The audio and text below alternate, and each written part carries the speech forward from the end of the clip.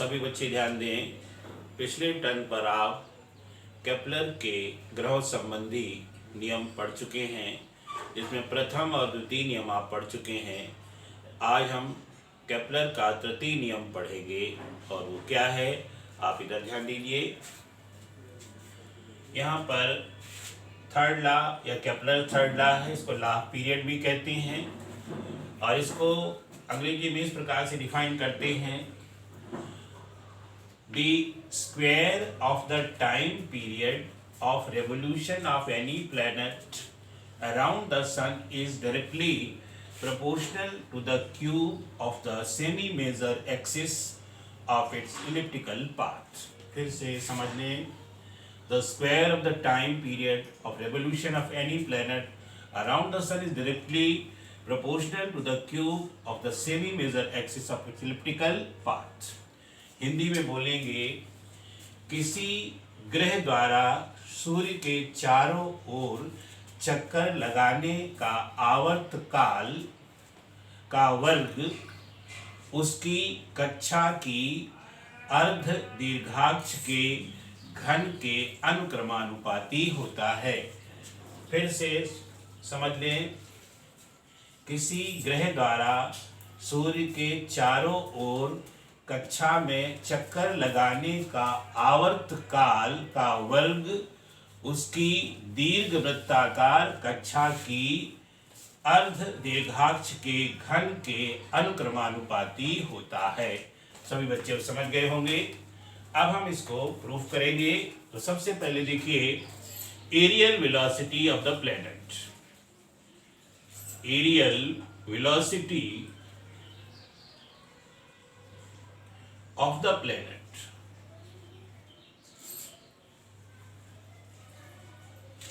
ये आप पढ़ चुके हैं।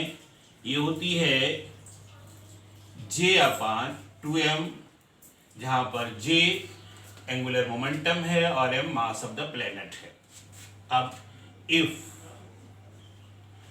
Small a and small b be the semi major and semi minor axis of the elliptical path,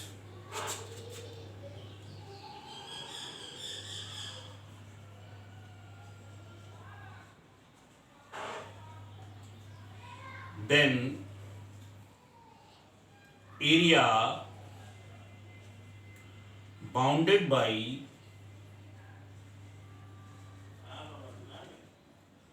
elliptical path, इसको हम dA लिखे देते हैं। dA is equal to AB, sorry not 2AB, pi AB। ये दीर्घ वृत्ताकार जो कक्षा है उसके अंदर जो एरिया बाउंड है, जो बंद है, उसका ये एरिया है। Therefore areal velocity, sorry therefore time period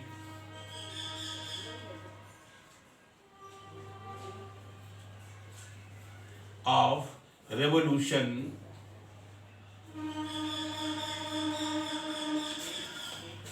T is equal to area swept pi AB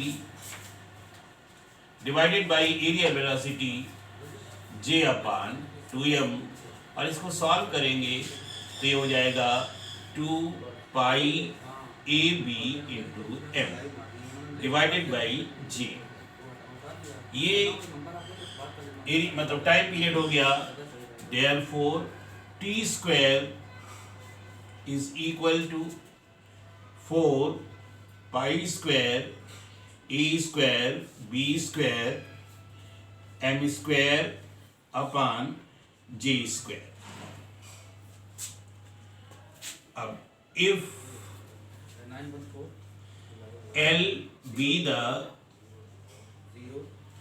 latus rectum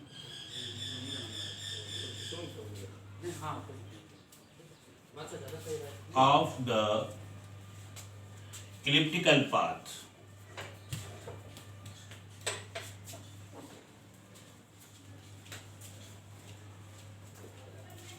Then L is equal to B square upon AB, or B square is equal to AL. Therefore,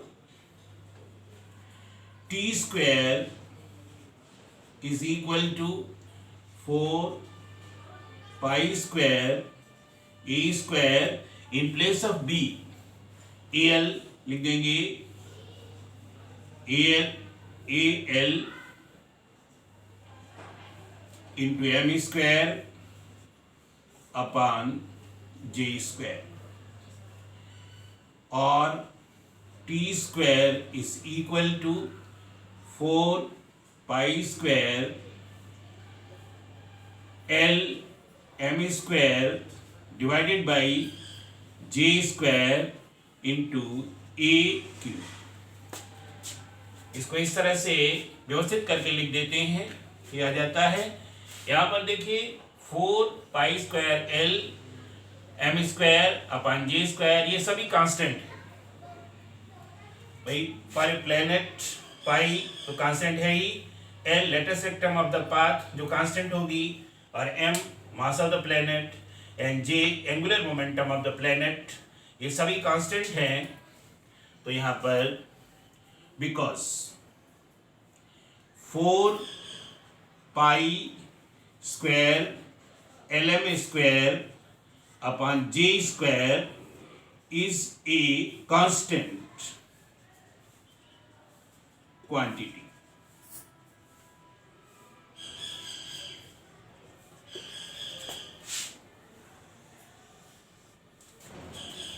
Therefore, T square is proportional to AQ.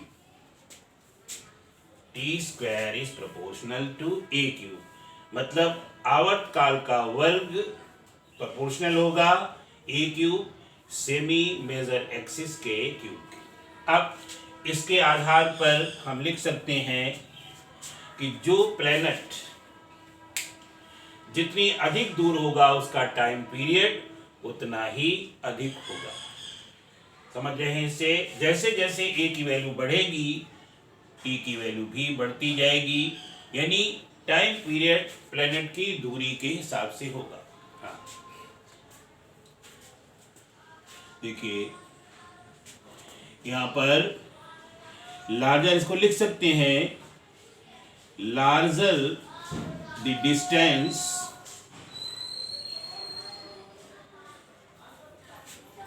of the planet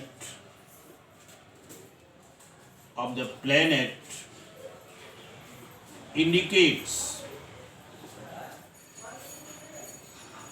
the long distance,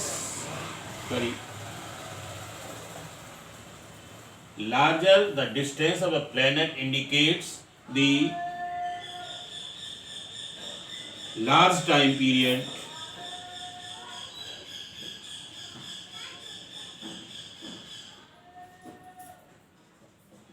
of revolution.